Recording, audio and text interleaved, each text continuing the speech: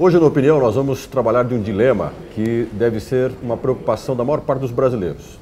Enquanto que na economia mundial vivemos uma crise, a economia nacional, o governo incentiva o consumo, reduz o IPI, uma série de produtos, a taxa Selic nunca teve um valor tão baixo, 8,5%, e nós temos uma preocupação, o futuro, o que nos reserva.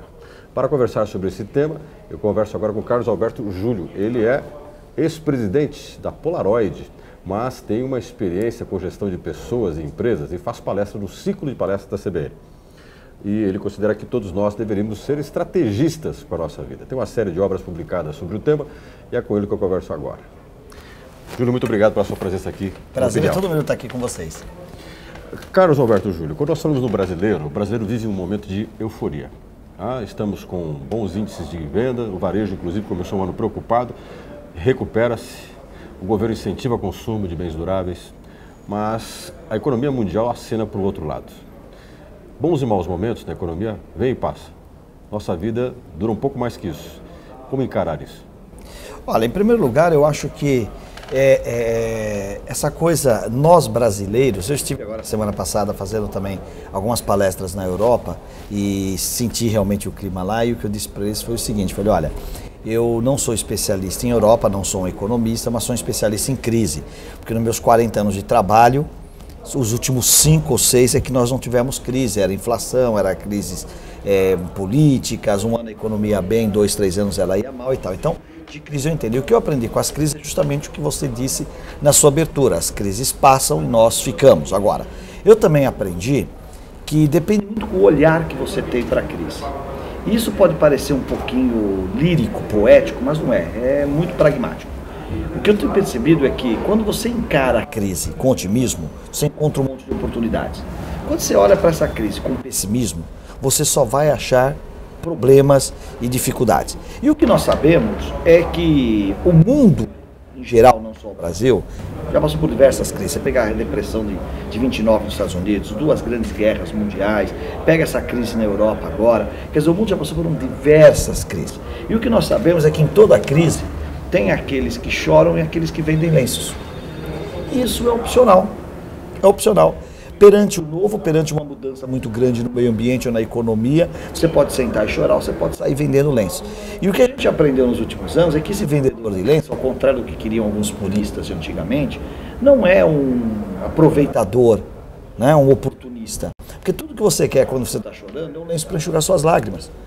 E é esse o movimento que nós temos que fazer. Você disse bem, nós vivemos um momento ainda de euforia. Eu, particularmente, por questões macroeconômicas, apesar de não ser economista, ainda acredito que nós no Brasil vamos ter 10, 20, 30, 40 anos de prosperidade. Eu acredito nisso. Eu sou um otimista. Uma geração inteira de prosperidade. E eu explico por quê. Aliás, vamos então definir primeiro o seguinte. Sim. O que eu chamo de prosperidade é muito trabalho. É isso que eu chamo. Eu não estou chamando de prosperidade o que ocorreu na Europa. Diminuição da carga de trabalho, da carga horária, aumento de benefícios trabalhistas, não é isso que eu estou dizendo. Colher sem ter, não. Não, o que eu estou chamando de prosperidade é muito trabalho. E eu vou justificar para você, aliás, está no meu último livro, Economia do Cedro, um dos aspectos que eu abordo ali é exatamente isso, quer dizer, o que ocorreu no Brasil nos últimos 30, 40 anos que nos trouxe essa situação, porque a gente tem aquela coisa do palanque e isso vai ficando, né? Até porque o ex-presidente Lula, uma das suas virtudes, era um tremendo exímio comunicador. Então nunca antes nesse país, nunca antes nesse país, nunca antes nesse país. E pode dar conotação para o brasileiro que tudo que está aí foi construído por uma pessoa ou por um partido político. A minha consciência me diz o seguinte, que quem construiu essa realidade fomos nós, povo brasileiro. E com muito sacrifício, hein? Quer ver? Vamos fazer uma retrospectiva curta, 30 anos, por exemplo.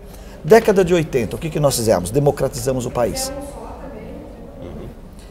A duras penas. Quer dar o mérito para Tancredo, Ulisses Guimarães, Fafá de Belém, todo aquele pessoal, mas como é que nós conquistamos essa redemocratização? No Anhangabaú, na Candelária, etc. Então nós, povo brasileiro, resolvemos democratizar o país.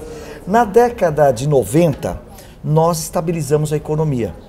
Você fala, poxa, mas não foi o FHC, não foi o Itamar, quer dar o mérito para a parte da liderança deles? Pode dar, mas eu pergunto a você, o que os planos econômicos antes do real que foram, acho que se não me engano, 21 ou 27, não me lembro, o que esses 21 planos econômicos do Plano Real tinha de diferente do Plano Real? Nada.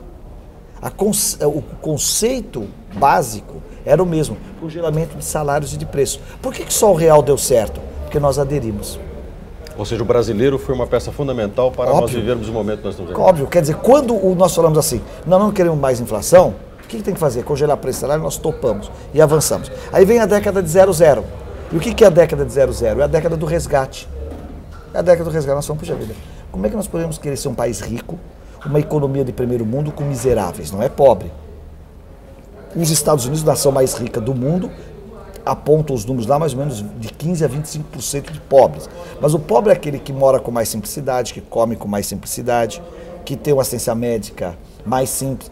O que nós tínhamos no Brasil, ainda temos, são miseráveis. Porque aquele que come das suas sobras, aquele que não tem um emprego digno, aquele que não tem nenhum teto para morar, isso é miserável. Então vem a década de 00 e aí quer dar os créditos para o presidente Lula, pode dar, o Bolsa Família, o Bolsa Educação, mesmo lá do ministro Paulo Renato na época do FHC. Tudo isso foi um encaminhamento para recuperar um pouquinho dessa coisa da miserabilidade do povo brasileiro. E olha que interessante, nos anais da economia, a gente já tinha experiências desse tipo.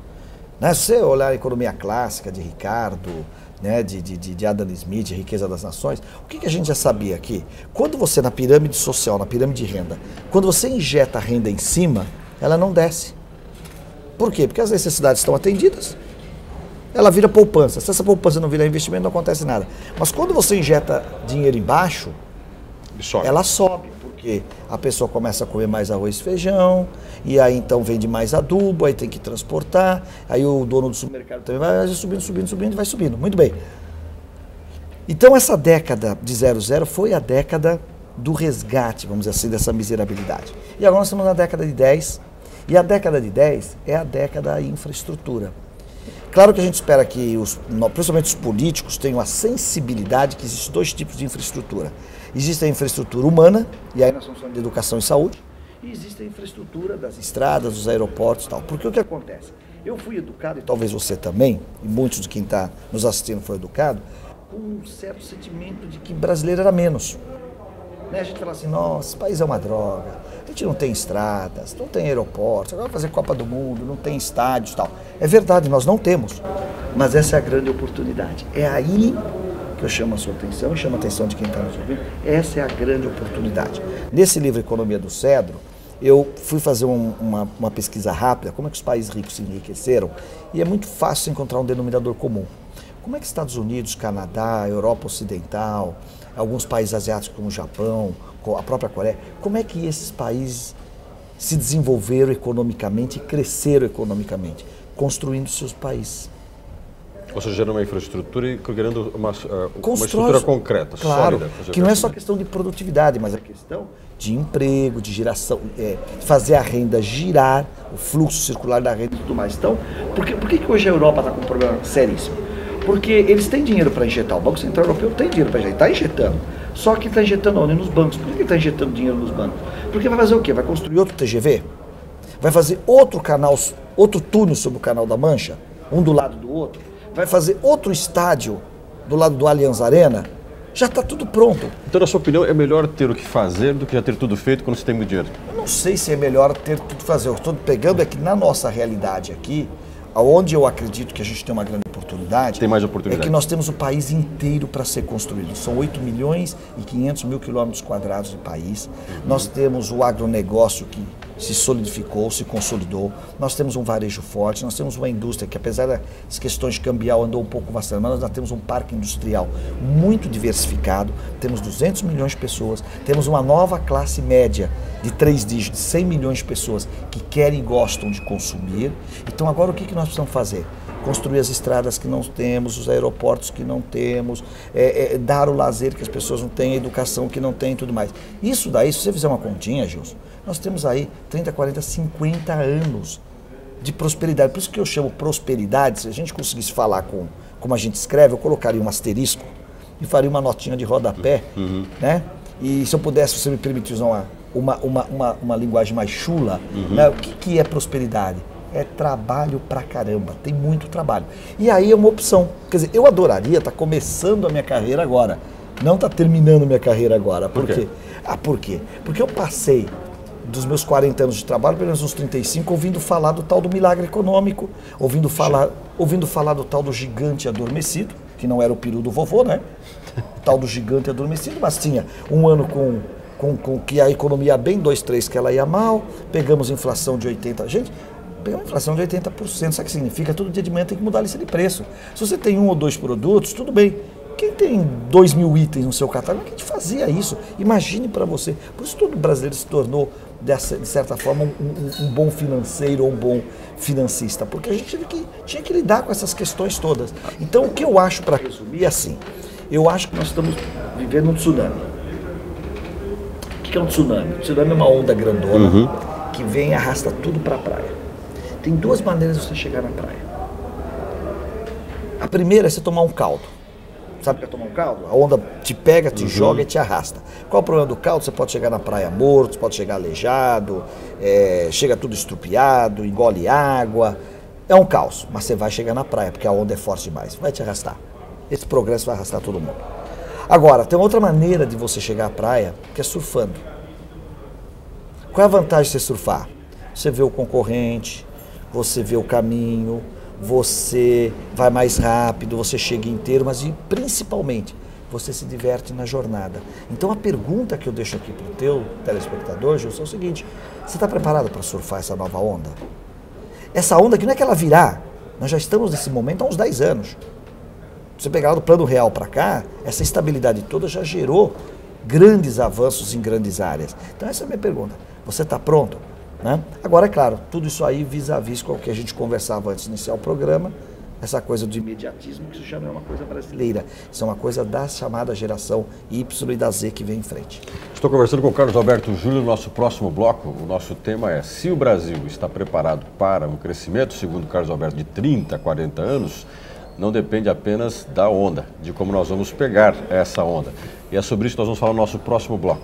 Como se preparar para não ser engolido pelo progresso, tirar proveito dele, progredir também, direcionar o seu próprio futuro. Não ser engolido pelo acaso, que é quase sempre o temor que a maior parte de nós temos. Daqui a pouquinho a gente volta. Pensou caminhão? Pensou Ford Caminhões. Venha conferir a nova linha Cargo 2012 na Conrad Caminhões. O seu distribuidor Ford Caminhões para Maringá e região. Modelos novos, seminovos e assistência técnica especializada com profissionais treinados na fábrica. Peças genuínas Ford com garantia e plantão 24 horas. Entregue seu Ford nas mãos de quem conhece. Ford Conrad Caminhões, Avenida Colombo, em Maringá.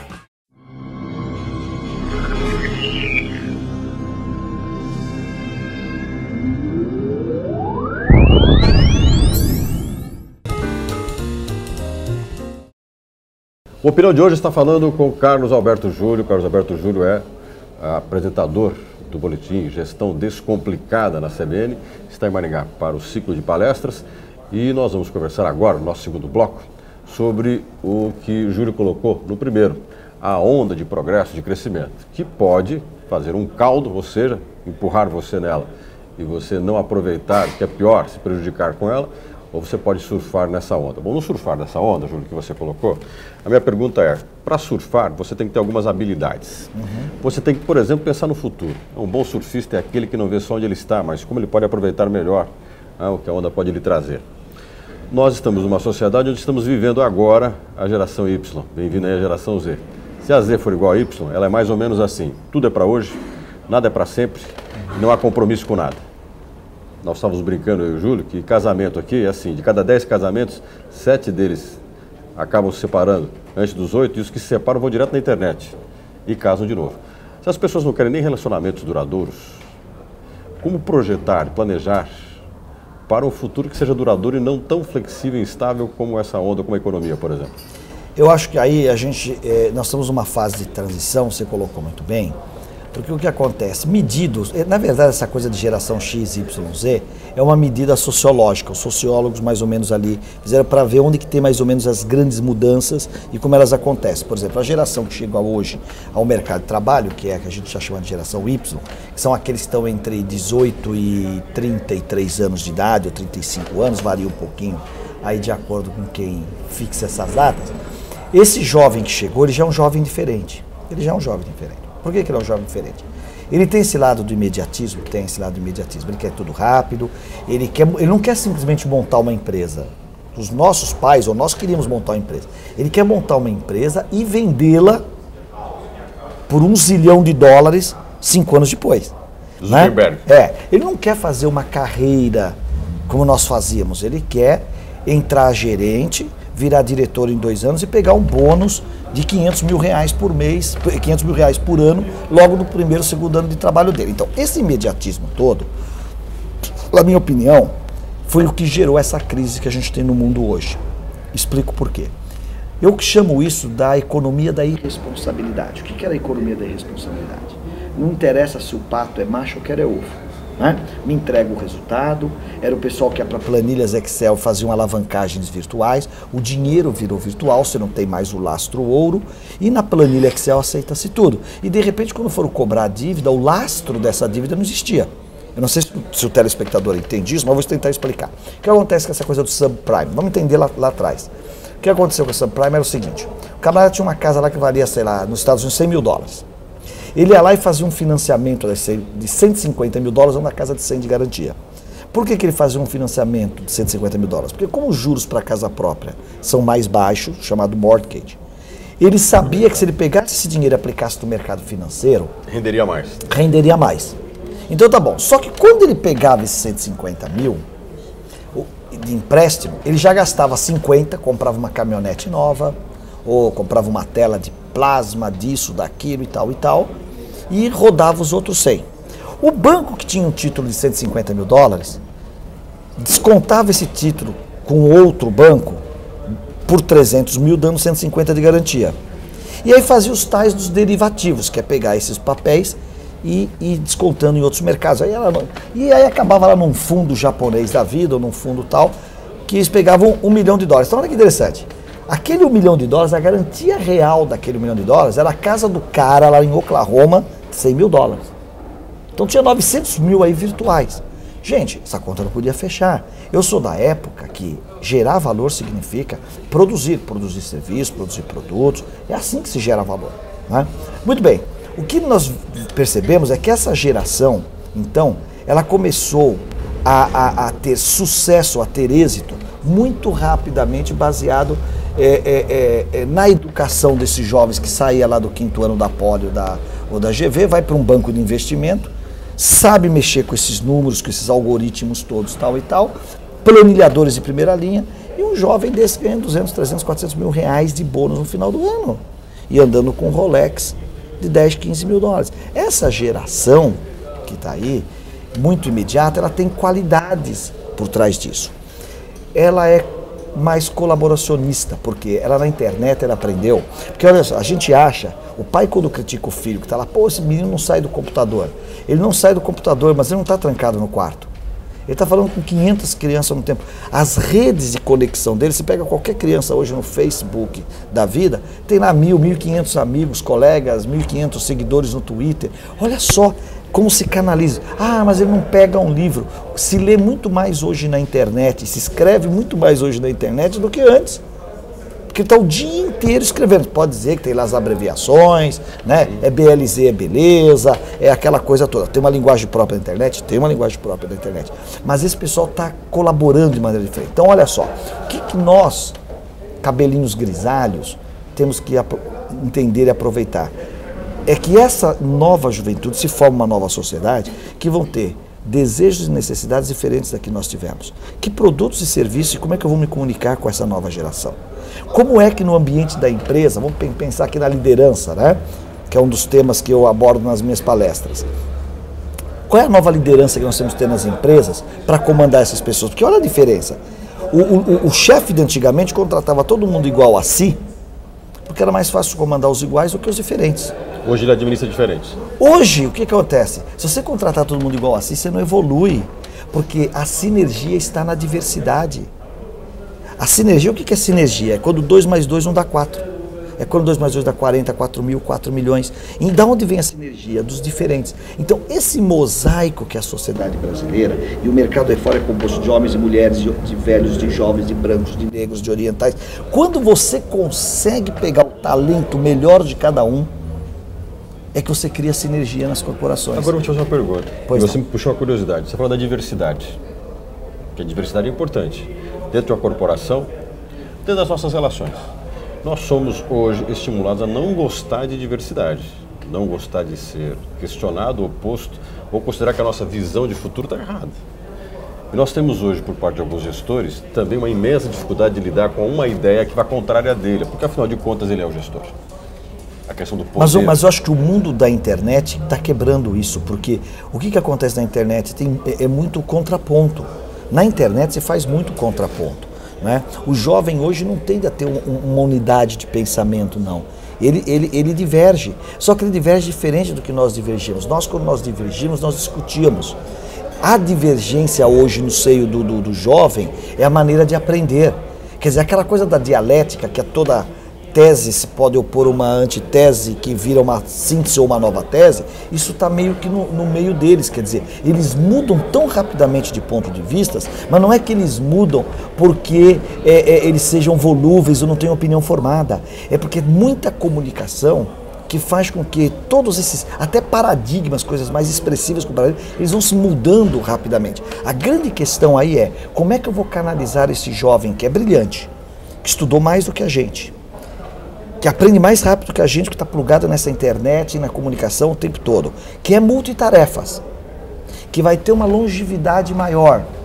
Portanto, ele, como você disse antes, ele vai poder ter várias profissões ao longo da vida. Como é que a gente canaliza tudo isso para um mundo melhor, para uma economia melhor, para uma economia sustentável? Você veja, ele já nasce com essa coisa da sustentabilidade ecológica.